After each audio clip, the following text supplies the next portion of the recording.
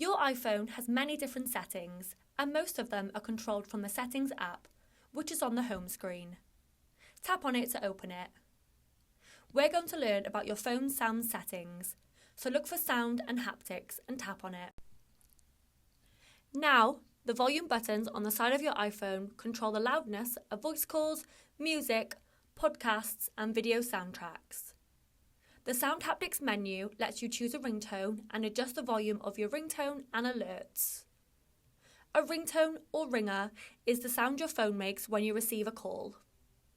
An alert is a sound your phone makes when it receives an email, text or voice message or a reminder which you have set in your calendar.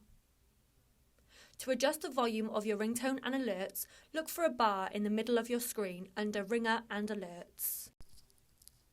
Use your finger to move the slider left to turn the volume down and right to turn it up. When the setting is off, the switch will be white. To choose a sound for when someone calls you, find Ringtone and tap on it. Then tap an option from the list of tones to play it. When you find one you like, tap back at the top left menu to set it. This also takes you back to the Sounds and Haptics menu. Next, tap Text Tone to change the sound that plays when you receive a message. Listen to a few options and tap back at the top left to set the one you like.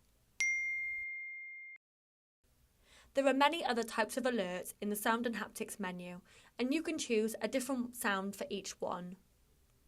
This can be handy as it helps you know what type of message you've received without needing to look at your phone. Select a sound that appeals to you for any type of alert. When you've finished, tap the Settings arrow at the top left of the screen to return to the main Settings menu.